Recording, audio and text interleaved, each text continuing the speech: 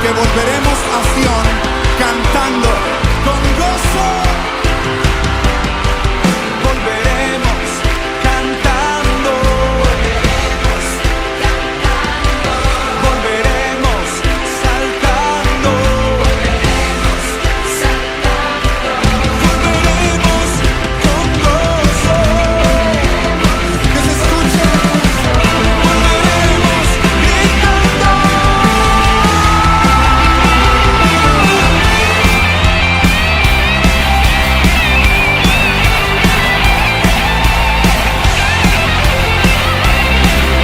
Cristo viene. Cantando, gritando, celebrando su victoria. Viene ya mi amado. Grítalo. Cristo viene ya. Cristo viene ya. Cristo viene ya.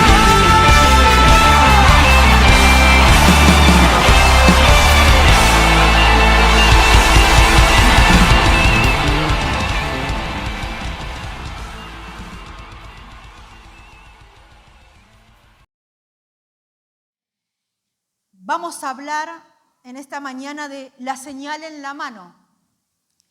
Y vamos a leer su palabra en Deuteronomio 11,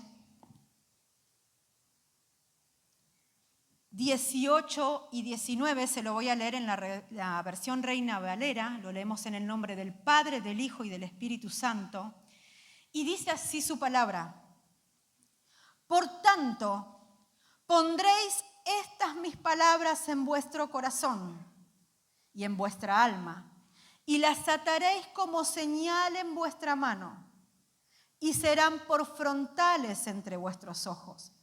Y el 19, que no es, digamos, por ser el siguiente, menos importante, dice, y las enseñaréis a vuestros hijos, hablando de ellas cuando te sientes en tu casa, cuando andes por el camino, cuando te acuestes y cuando te levantes. Amén, a su palabra. Hablábamos de la señal en la mano. Y una señal es una evidencia que testifica quiénes somos. Y una definición pertinente que encontraba en cuanto a la señal, conforme el diccionario, es: una señal es un signo, un gesto u otro tipo de informe o aviso de algo. La señal sustituye, por lo tanto, a la palabra escrita o al lenguaje. Hablábamos de señal en la mano representa bíblicamente el poder, los medios, habla de dirección y de obras, ¿no? Entonces, este mensaje y estos textos que citamos recién, ensamblados, hablan de ser y de transmitir. Porque habla de atesorar la palabra en el corazón, llevarla como señal en la mano y transmitirla a los nuestros.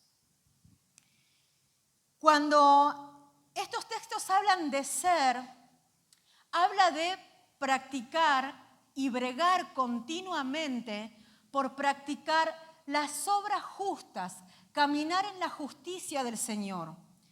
Y pensando en esta situación, digo, a lo largo de los años y del tiempo y de que uno va conociendo diferentes cosas y la administración personal que Dios hace con cada uno de nosotros, digo, qué difícil que es muchas veces, en muchas ocasiones para personas, para familias enteras, llevar adelante esto de poner en práctica estas obras justas, como que es demasiado para mí. Dura es esta palabra, ¿quién la puede llevar adelante? Le dijeron algunos al Señor, cuando el Señor les predicaba a la multitud acerca de las verdades celestiales, acerca de la consagración, acerca de entregarse a Él, acerca de ser uno con Él, acerca de empezar a caminar en su verdad, porque Él decía, yo soy el camino, la verdad y la vida. Entonces muchos decían, dura es esta palabra, es difícil de poner en práctica, dicen algunas versiones. Y que pasa, pasa. Porque si bien muchas veces nos podemos sentar y recibir, oír palabra de Dios, en la práctica cotidiana podemos darnos cuenta de que quizás oímos, la anotamos en nuestro anotador, pero es muy difícil practicarla. Entonces quizás no lo estamos pensando mientras estamos sentados acá, muchos, quizás algunos sí, otros no. Pero algunos quizás ni lo piensan y vienen con un corazón dispuesto a recibir el mensaje del Señor. Pero resulta que después, para trasladarlo a la realidad, se hace muy difícil, muy complicado, es muy gravoso, ¿no?, llevarlo adelante. ¿Y por qué resulta esto? Porque las obras justas son obras que se llevan adelante mediante el Espíritu. Entonces eso quiere decir que es imperiosa la necesidad de la asistencia divina para poder practicarlas. Porque lo que nace de la carne, carne es. Entonces, sí o sí necesitamos esa asistencia divina constante para poner en práctica las obras justas del Señor.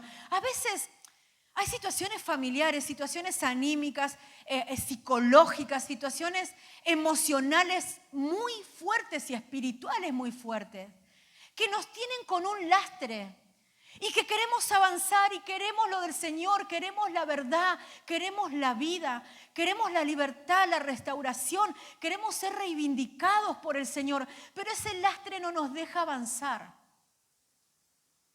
Y pasan muchas situaciones, o a veces pasa que avanzamos en alguna cosa y en otras estamos detenidos y detenerse no quiere decir que termina la cosa ahí, sino que el detenerse es la apertura para la involución espiritual. No es que me detengo y todo se detiene en el tiempo y queda estático y me quedé ahí. Detenerse es aperturar la involución. Entonces no es poca cosa. Y tenemos que atender bien en esta mañana porque el Señor viene a traer hoy libertad. Viene a quebrantar yugos de esclavitud. Viene a quebrar lazos del opresor que nos mantienen cautivos, no nos dejan pensar, no nos dejan avanzar, no nos dejan vivenciar. Y si usted está en este lugar, es porque el Señor nos escogió como iglesia para prepararnos, como iglesia, no como un lugar donde la gente se congrega, como iglesia del Señor. La iglesia del Señor es la que se pone en evidencia, tiene como señal en la mano obras justas, que la mayoría de las veces son, casi diría, imposible en algunos casos de llevar adelante esas obras. Pero a veces se quiere y se desea y se anhela, pero no se puede porque hay ataduras. Y si el Hijo de Dios nos libertare, no podréis ser verdaderamente libres. Entonces necesitamos esa unción del Espíritu Santo para recibir libertad. Todos sabemos que fuimos libres de la esclavitud del pecado de una vez y para siempre al aceptar al Señor y reconocer el sacrificio en la cruz del Calvario y entender que Él ha resucitado de entre los muertos. Todos lo sabemos, pero también entendemos que nuestro peregrinar por esta tierra necesita de una administración constante de parte del Señor a nuestro espíritu para verdaderamente caminar en la libertad a la que fuimos llamados y que su luz, la luz del Señor, alumbre nuestras tinieblas, las que todavía están ahí, las que no nos dejan avanzar, las que no nos dejan caminar en el Señor y testificar, tener como señal en la mano su verdad. Es un proceso. Cada uno de nosotros fuimos llamados a ser santos, fuimos santificados por el Señor, pero la santificación también es progresiva, la limpieza. Esas vestiduras resplandecientes para el Señor tienen todo un proceso que debemos de asimilar y entender que no requiere solamente venir un domingo a la iglesia y con eso entiendo que Dios todo lo tiene que hacer, sino de que estamos acá porque estamos recibiendo de mano del Señor esa limpieza espiritual por medio de su palabra purifica. Nos prepara, adiestra nuestras manos para las batallas y también es una llave que apertura cárceles, de las cuales definitivamente y entendemos de que tenemos solamente la potestad nosotros de elegir salir. Por eso, mientras pensaba en esta palabra y en estas obras justas que identifican a la iglesia, entiendo de que el diablo constantemente está batallando contra nuestras vidas, nuestras familias, los propósitos en Dios, para que eso no se cumpla. La iglesia del Señor va a ser vestida con lino fino en la venida del Señor. Va a ser ese vestido de lino el que nos va a poner el Señor a esa iglesia que va a ser reconocida, que va a ser levantada por el Señor en los aires. Pero el Señor la va a identificar por medio de las obras justas. Obras justas que si no caminamos asistidos por el Señor no va a ser posible. Y usted me va a decir, bueno, lo del arrebatamiento no entiendo mucho, la verdad que no entiendo. Bueno, venimos ministrando, tenemos un montón de predicaciones que vienen hablando hace un largo tiempo acerca de esto, que no quiere decir que todas las personas creyentes se van a ir con el Señor y no van a pasar el tiempo de tribulación en la tierra, un tiempo donde viene juicio del Señor, pero también van a haber 3 años y medio donde viene un castigo tremendo de parte del diablo para sacar aún a los que quedan también, porque van a haber salvos que se van a quedar. Se van a quedar a lavar sus ropas, pero su trabajo va a ser eliminarlos. Entonces, aquellos que caminan en obras justas, que bregan porque sus vestiduras estén preparadas al momento de la venida del Señor, porque va a venir en rescate, va a venir a salvar, va a venir a evitar ese tiempo terrible, un tiempo como nunca antes existió, dice la Biblia, ni existirá jamás. El Señor viene a cuidarnos de ese tiempo espantoso que va a vivir la tierra. Entonces, claro que va a ser un área muy atacada para la iglesia del Señor. Mientras estemos en esta tierra, tenemos que bregar porque esas obras justas sean señal en nuestra mano. Y pensaba en esto y digo, claro, cuando tenemos, por ejemplo,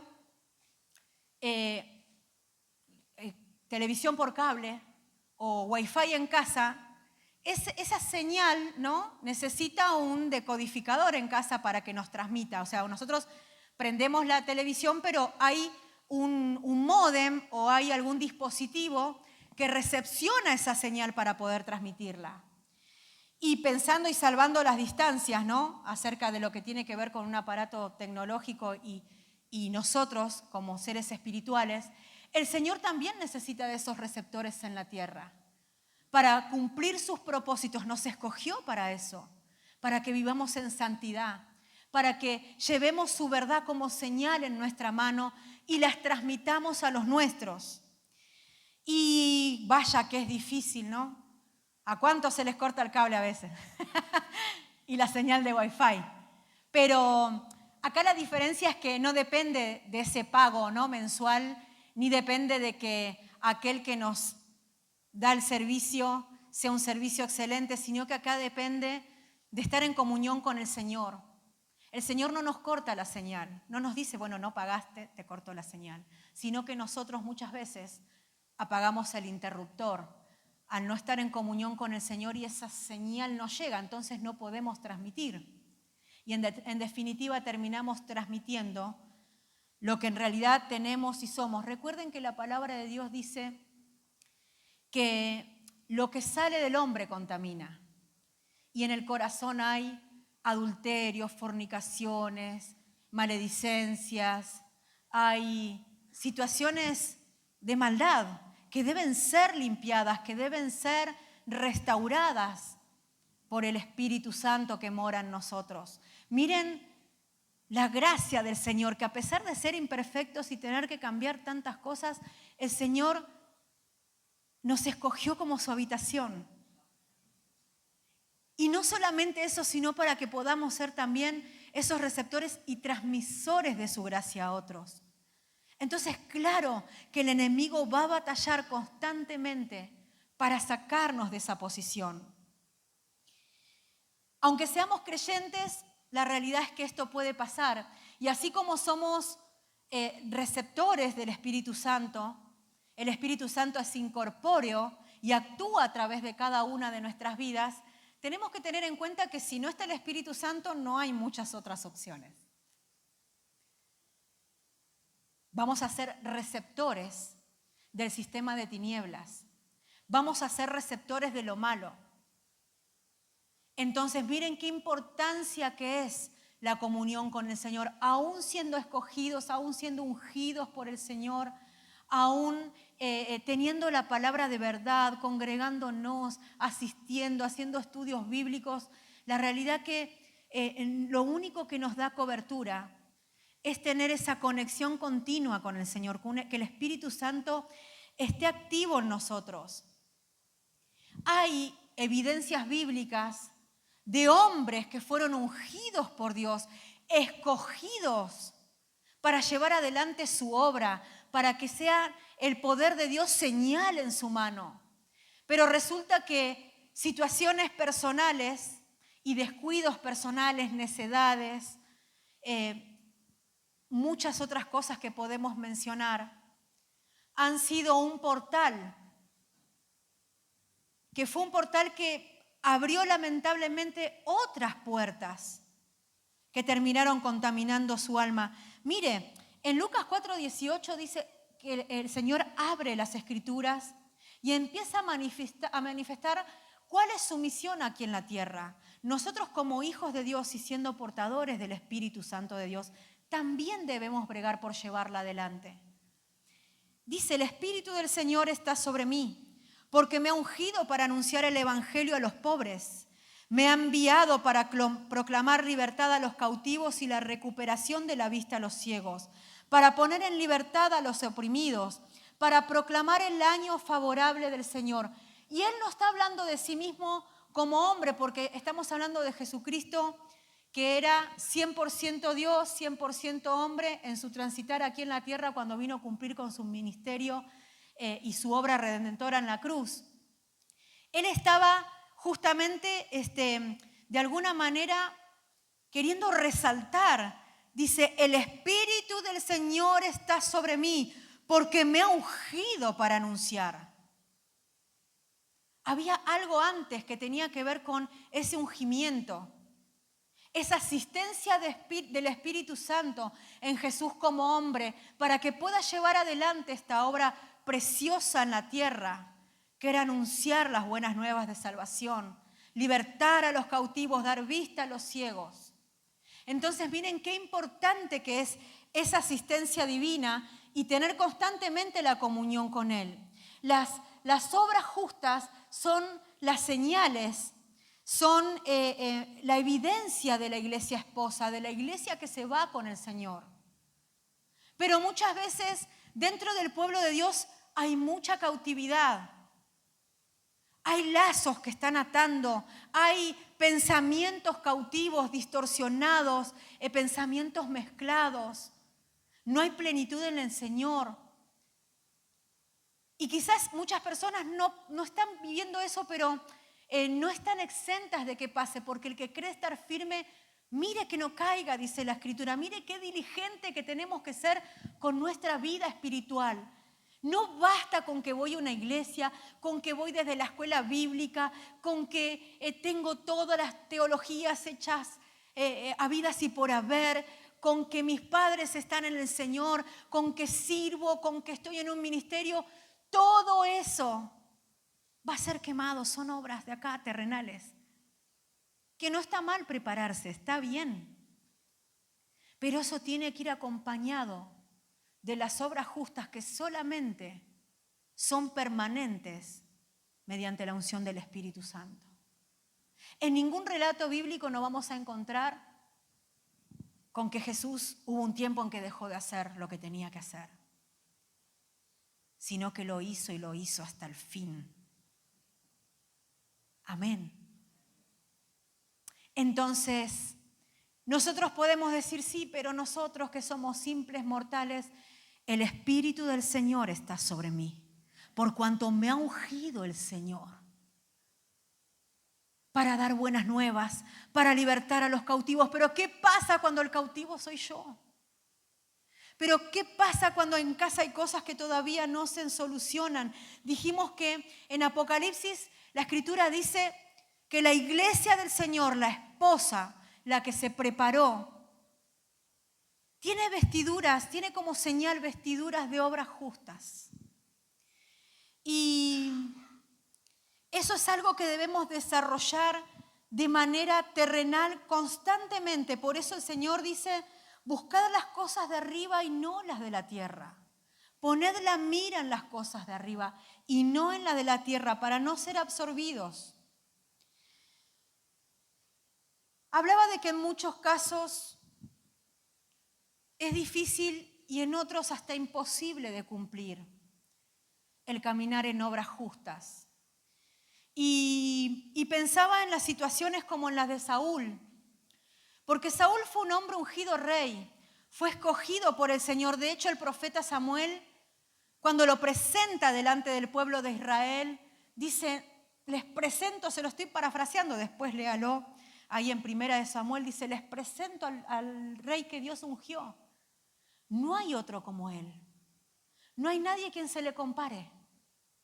O sea, el profeta hablaba bien de ese hombre. De hecho, cuando vamos a la Escritura y conocemos un poco el contexto de cómo fue escogido, cómo fue encontrado por el profeta, de qué manera se le ministró, nos podemos dar cuenta que Saúl venía de una familia humilde, tenía un corazón dispuesto. Y el Señor no elige a nadie al azar, porque Saúl no estaba haciendo cualquier cosa. No estaba en una situación de rebeldía en su hogar o paspando moscas, como quien diría, mientras que los padres estaban ocupados. Él estaba buscando las asnas de su padre. Quiere decir de que estaba llevando adelante una responsabilidad.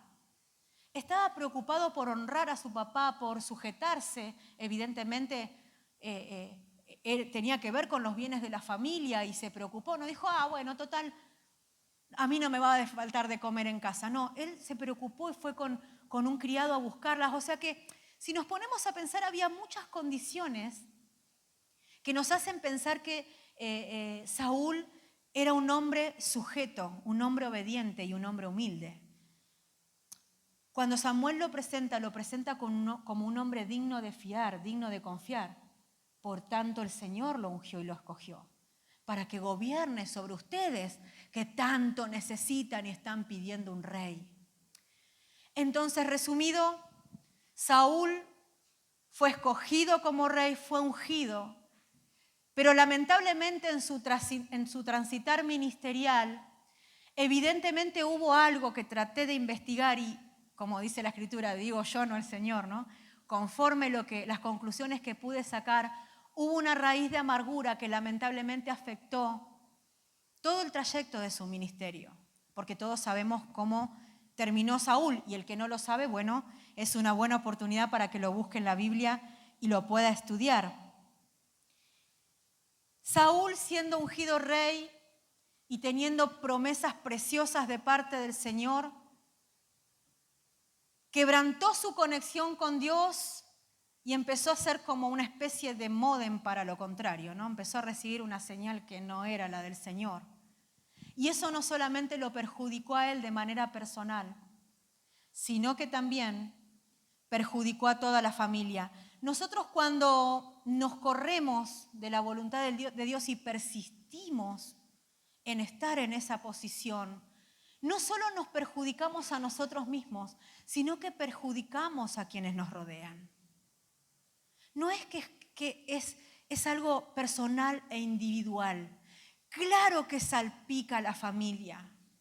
Claro que traemos maldición sobre casa. De hecho, muchos hijos de Dios no pueden caminar en las obras justas del Señor porque vienen con ataduras generacionales, con maldiciones generacionales, impartidas desde los abuelos, bisabuelos, que quizá usted ni se enteró de lo que hicieron.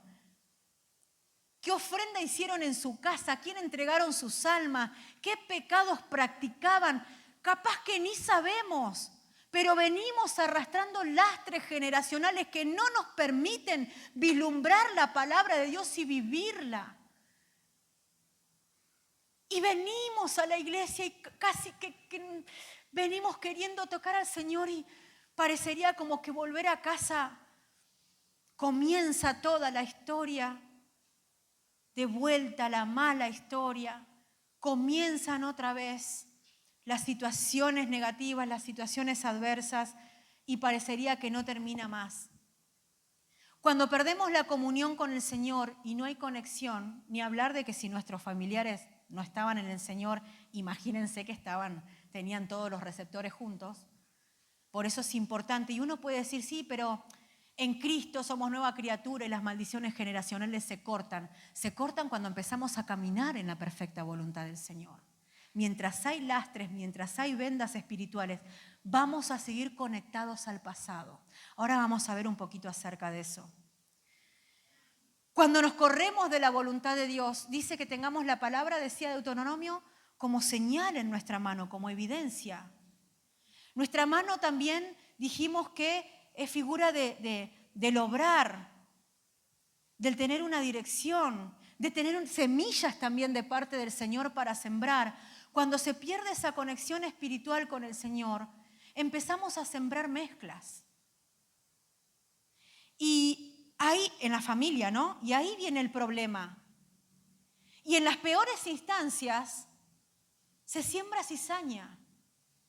¿Y por qué digo peores instancias? Porque la Escritura habla del trigo y la cizaña, lo conoce. Y también habla de que hasta el final y por la eternidad, el trigo va a seguir siendo trigo y la cizaña, cizaña. Los dos con un final eterno. En el tiempo de la siega, el final no es igual para los dos. Por eso hablaba recién que en peores circunstancias nos empecinamos tanto en ya quedarnos en donde estamos porque el enemigo nos hace creer de que ya estás, ya no hay vuelta atrás, no podés salir de la situación en la que estás. Entonces, lamentablemente, dice el Señor, y bueno, el trigo y la cizaña crecen juntos y en el momento de la siega, uno va a ser preservado y el otro va a ser tirado al fuego.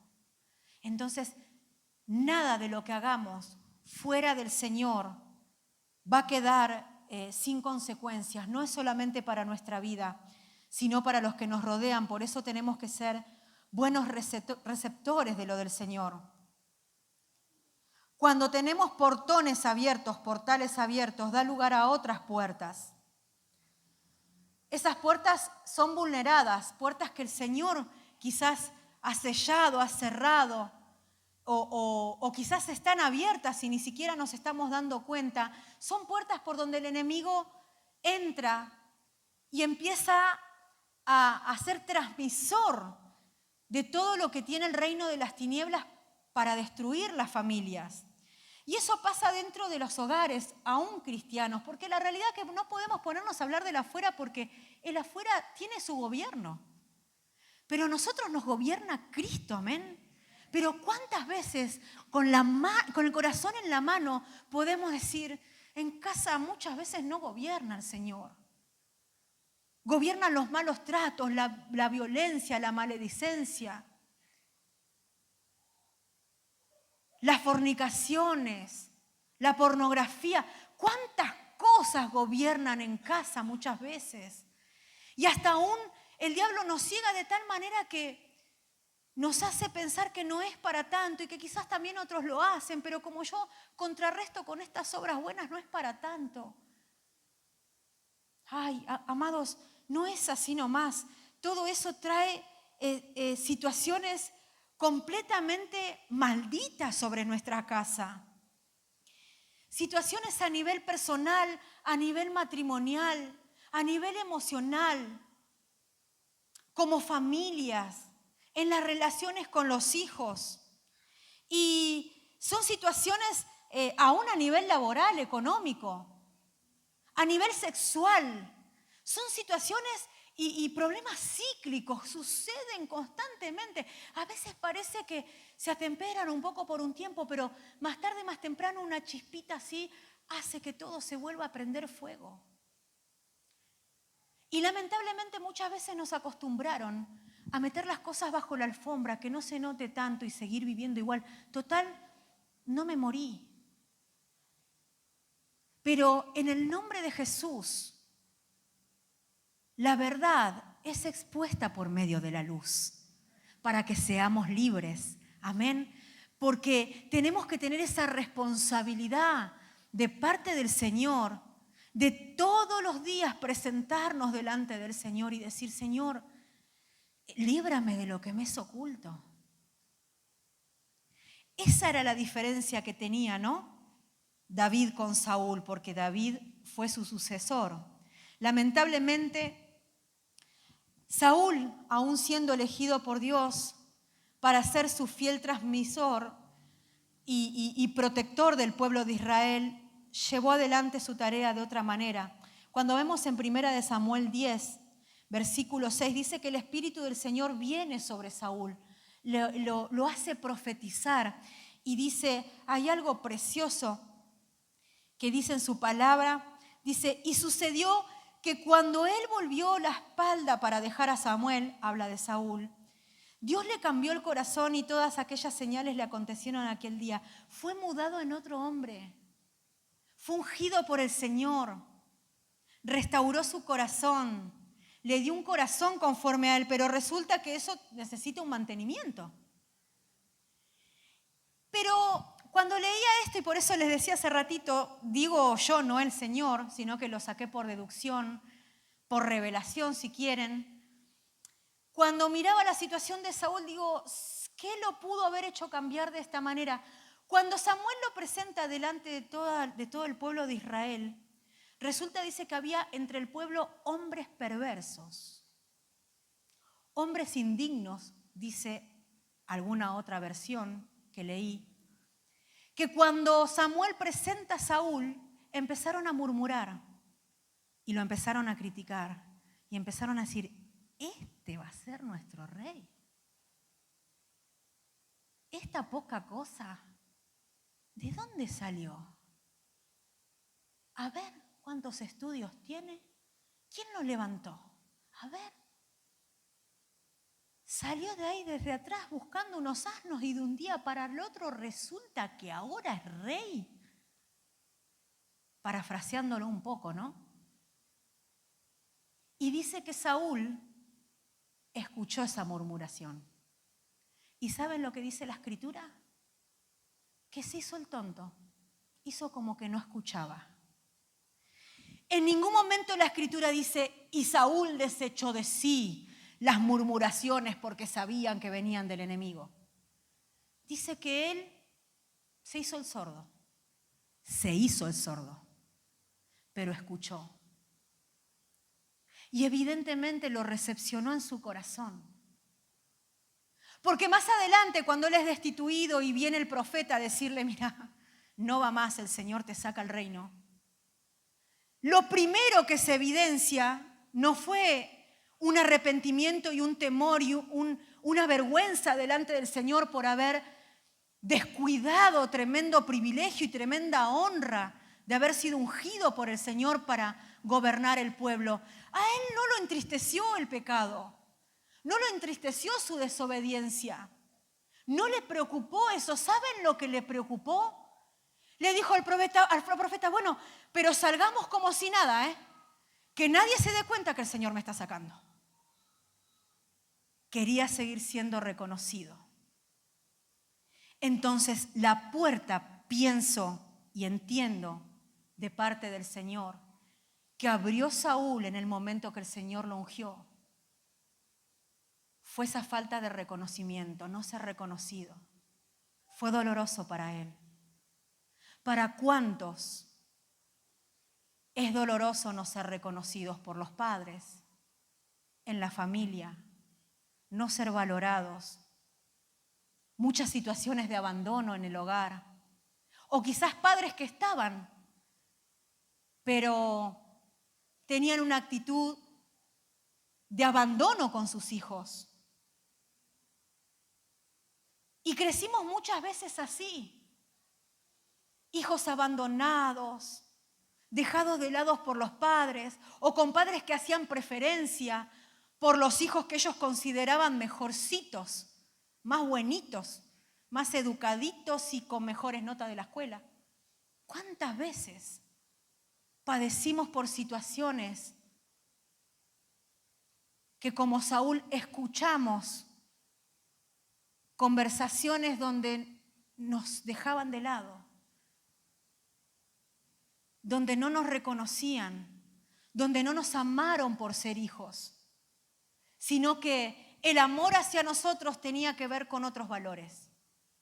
En el mundo se dice, tanto tenés, tanto valés.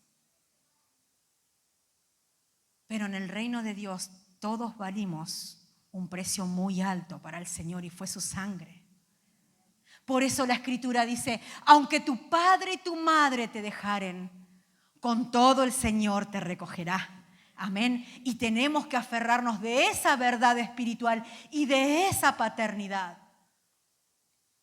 Porque si no, mientras tanto seguimos arrastrando lastres de falta de reconocimiento, de abandono, que quizás no se ven de buenas a primeras, o quizás no nos damos cuenta. Y quizás aún podemos decir, mis padres así, mis padres me lastimaron, me hicieron esto, me hicieron lo otro, pero yo ya fui libre, pero yo ya perdoné. Pero ¿saben cuándo nos damos cuenta de que no? Por la práctica, por los hechos, por las obras justas. Porque muchas veces cometemos injusticias en casa, con el cónyuge, con nuestros hijos. E impartimos eso y decimos, pero si en definitiva yo vengo de ahí. Entonces ahí nos damos cuenta que no hubo una restauración, que hay cosas del pasado que necesitan ser sanadas, cosas del pasado, yugos que necesitan ser quebrantados, porque los sigo impartiendo. La desesperanza, el mal carácter continuamente en casa, el impartir mi estado de ánimo a los que me rodean constantemente, eso no son obras justas. El dolor, la amargura, todo el tiempo impartiéndola a los demás. Y la palabra de Dios dice, guarda mis palabras en tu corazón y atalas como señal en tu mano. Las manos son figura de las obras.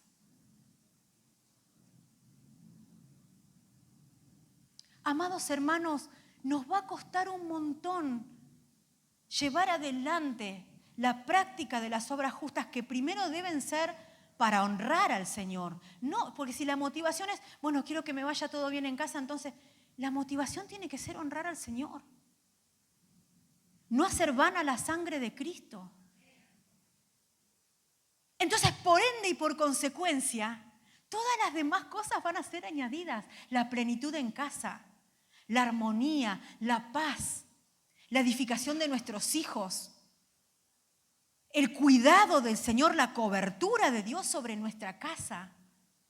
Porque todo lleva un orden, pero siempre la motivación tiene que ser la correcta. Y primeramente decir, Señor, yo no me voy a creer que todo lo sé, que todo lo puedo, que todo lo entiendo. Yo hoy te voy a decir, este soy yo. Y líbrame aún de lo que me es oculto. La falta de reconocimiento a Saúl evidentemente le lastimó el corazón y abrió una grieta. Grieta que evidentemente no se dio cuenta de cerrar o quizás no quiso, no sé qué habrá pasado, pero una grieta que habilitó a otras influencias para usarlo de conector. Y lamentablemente Saúl no solamente se afectó a sí mismo, sino que también afectó a su familia. En un momento cuando conversa con Jonatán, su hijo, le habla de su madre insultándola. Le dice, la perversa de tu madre. En otras traducciones dice, la trata como prostituta, como una mujer que andaba con otros hombres. Insultaba a su hijo Jonatán, lo trataba mal. Y ni hablar de de alguna manera su hijo espiritual David, ¿no? Dice que venía un espíritu malo a atormentar a Saúl y Saúl estaba en su casa con la lanza en la mano continuamente. Y venía David, que venía con su instrumento, como dulce cantor de Israel, a poder transmitir mediante ese instrumento de parte del cielo una liberación para ese hombre que fue ungido rey. Pero miren qué diferencia, ¿no? Mientras Saúl tenía una lanza en la mano, a esa altura del partido, David tenía un instrumento de liberación en su mano. Por eso, amados hermanos, que en esta mañana nos podamos ir provistos de ese instrumento a casa. Que dejemos la lanza en la presencia del Señor, con la cual nos defendemos, y muchas veces ni siquiera es defensa, simplemente es ataque. Es ataque continuo contra el otro, me la agarro contra el otro, porque hay cosas en mi corazón que todavía no resolví y que necesitan ser sanas. Como dije recién, las malas obras no lo perjudicaron solamente a Saúl, salpicó a toda su familia, salpicó su reinado, salpicó al pueblo.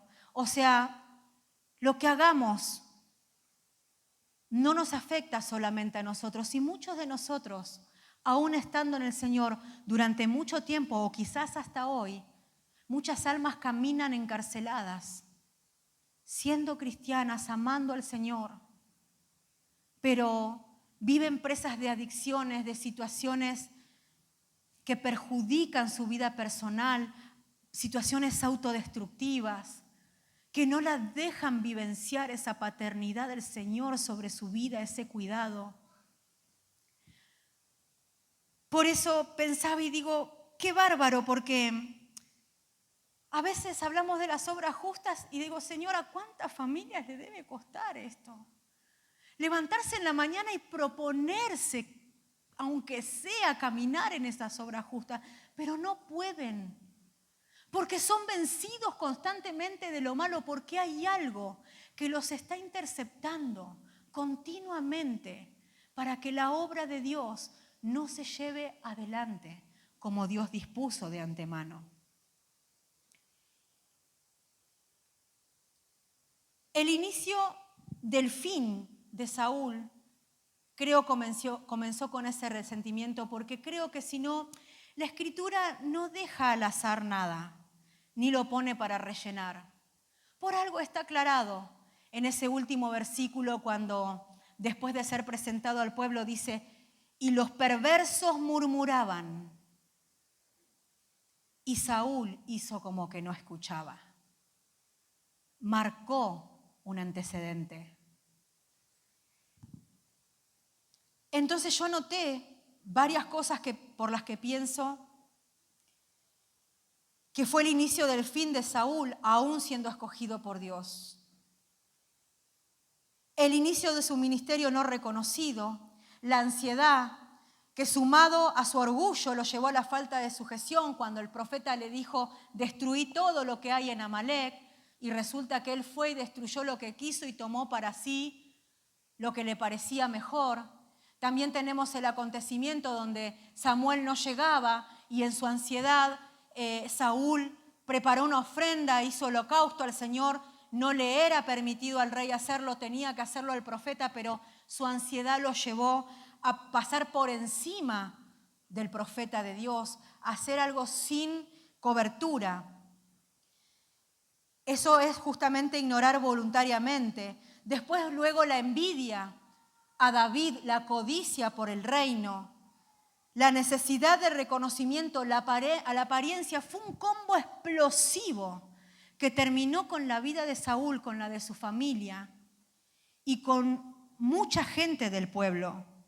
Entonces necesitamos, amados hermanos, purificarnos constantemente a través de la verdad de Dios, porque vamos a vivir seguramente en nuestra vida situaciones similares si no buscamos tener una conexión continua y transparente con el Señor.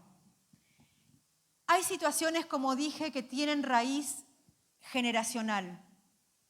Y que no se radican, porque a veces pasa de que recibimos ministración y la ministración es liberadora, claro que sí. Nosotros siempre aconsejamos no solamente la ministración general como es en un culto, sino también de manera personal. Pero entendemos que por más que la persona ponga en palabras y pueda hallar libertad por medio de lo que está contando y recibir un consejo, si no toma el consejo, es lo mismo que nada. Es lo mismo que en un hogar, en una casa, haya ratas. Y usted llame al fumigador, creo que se llama, ¿no?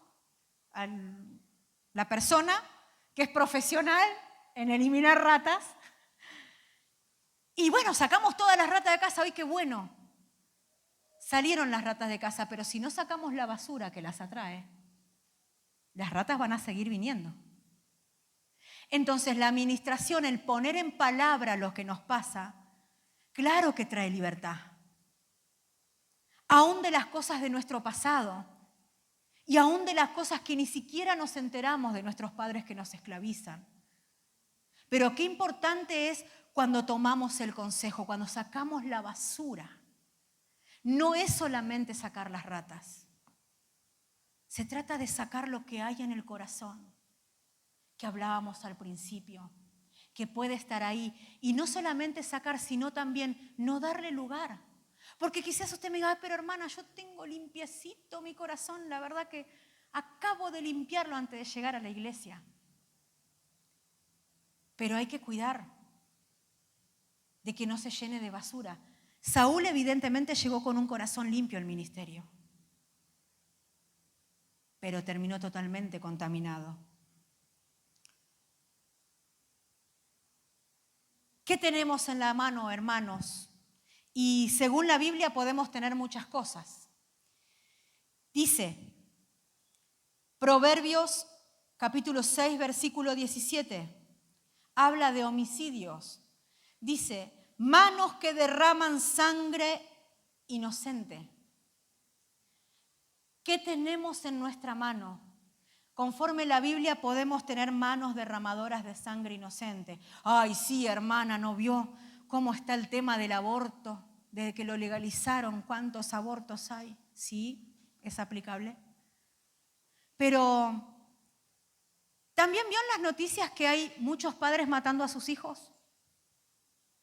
¿Vieron? ¿Y qué decimos cuando vemos eso? Es tremendo porque no lo podemos entender. Cómo usan a sus hijos de botín, cómo los matan de una manera espantosa a alguien que es imposible que se pueda defender. Pero cuando habla de homicidios, la Biblia es bastante amplia en eso. De hecho, habla de la murmuración, la crítica y hablar mal o maldecir al otro como homicidio. Dice, no andarás chismeando, hablando entre tu pueblo mal de otro. No atentarás contra la vida de tu prójimo. La Biblia habla de que el que no ama al hermano es homicida. Entonces podemos venir, no vamos a matar literalmente, espero, a nuestros hijos.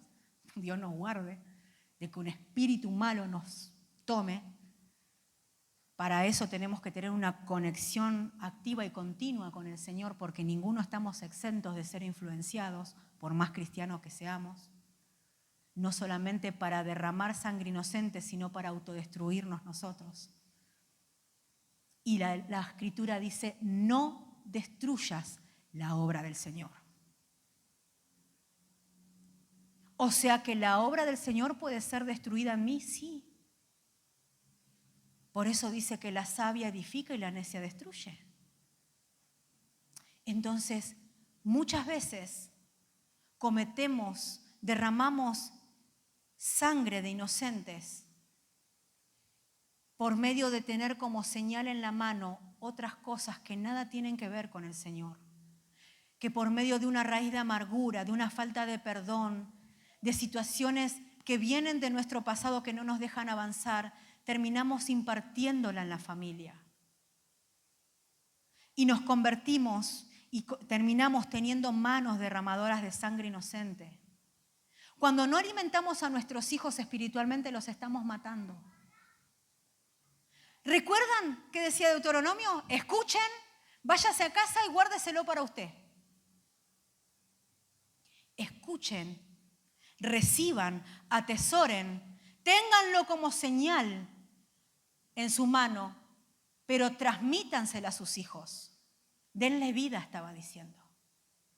Entonces, como padres, debemos bregar para que esto no suceda. No tener manos derramadoras de sangre inocente. Matar a nuestros hijos por medio de la mentira. ¿Por qué por medio de la mentira, hermana? Porque todo lo que le mostremos, todo lo que les enseñemos contrario al Señor es camino de mentira y es camino de muerte, porque Jesucristo es el camino, es la verdad y es la vida. Y cuando yo evidencio otra cosa ajena al Señor, los estoy matando. Estoy matando a mi cónyuge que no conoce del Señor.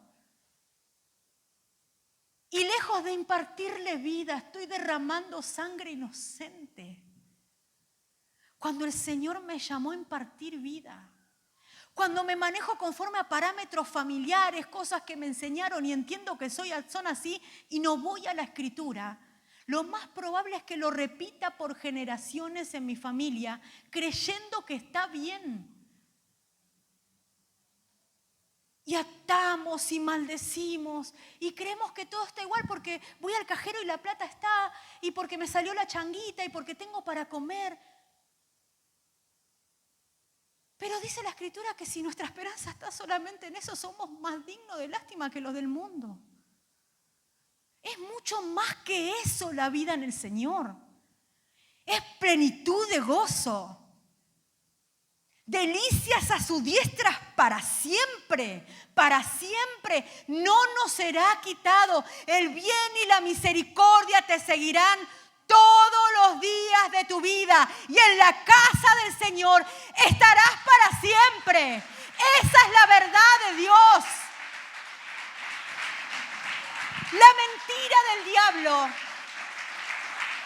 te hace creer que la plenitud está en un bien pasar económico, en llevarte bien con alguien, en estar de acuerdo. Está bien llevarse bien, pero no andando juntos sin estar de acuerdo. Cuando esa persona es impartidora de mentira, ya no tienen causa conmigo. Lo bendigo, oro, pero no me dejo influenciar. Amados, habla de manos derramadoras de sangre inocente. Que nuestras manos sean semilleros de vida, de pan de vida. Para los que nos rodeen, para nuestros hijos, que la verdad de Dios sea impartida. Si hay violencia, si hay destrato en casa, son homicidios espirituales, violencia verbal, violencia física, destrato. No atiendo a mis hijos de manera integral. Por eso hablábamos la vez pasada que el que no provee para los suyos es peor que un incrédulo. Ni siquiera está en la condición de incrédulo, que todavía tiene posibilidad. El que es peor que un incrédulo está apostatando de la fe. Está renunciando al Señor. Pero yo no le hago faltar nada porque la verdad que me deslomo. Horas fuera de casa para que no le falte nada, pero le falta en otros sentidos, le falta a nivel espiritual, le falta a nivel emocional, le falta a todo nivel. Porque descuidamos, porque estamos muchas horas quizás afuera.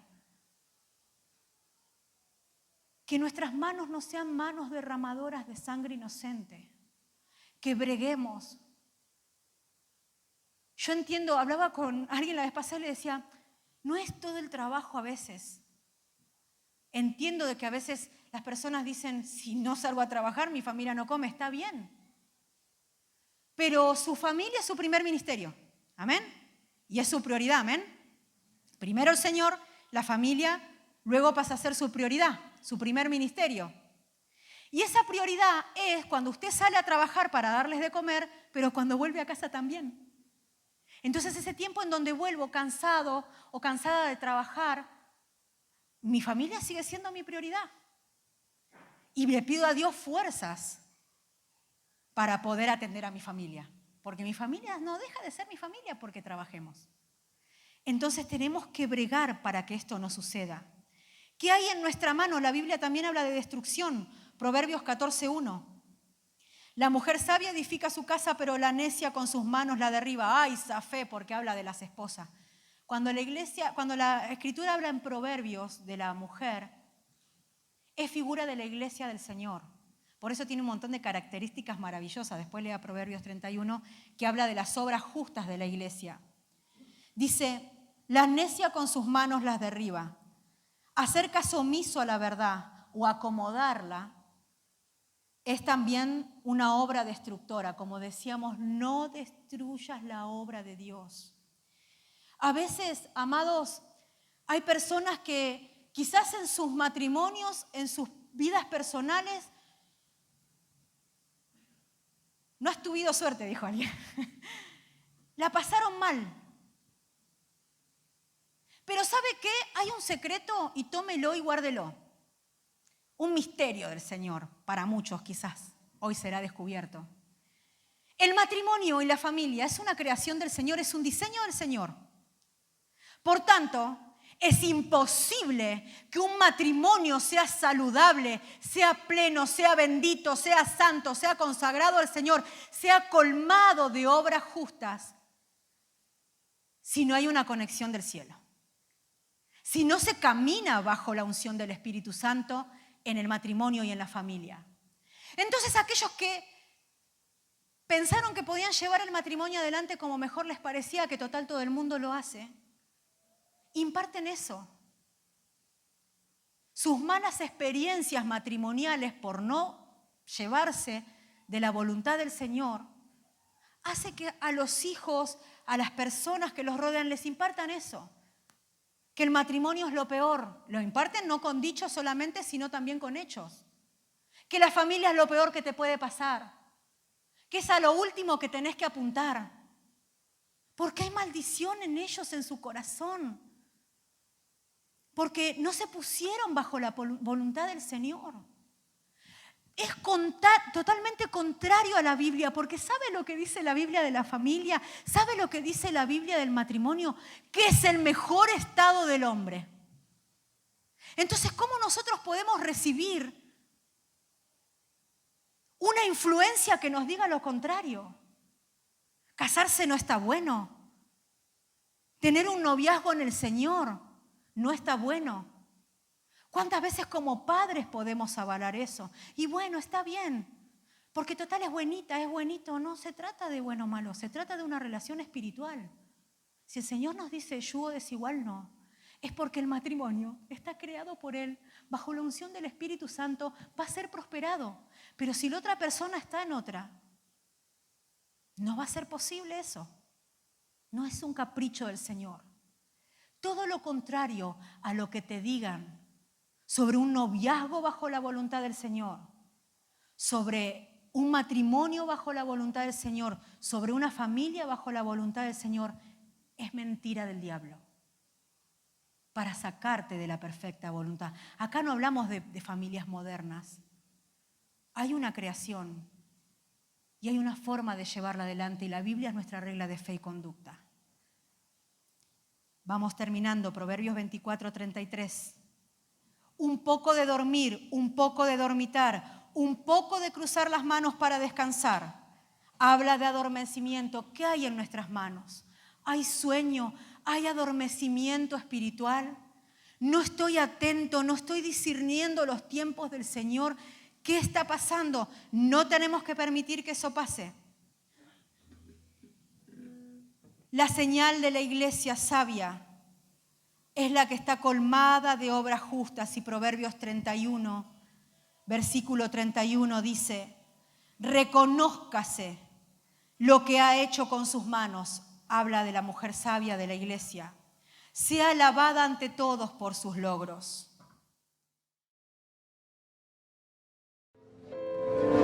Que se cree ese incienso.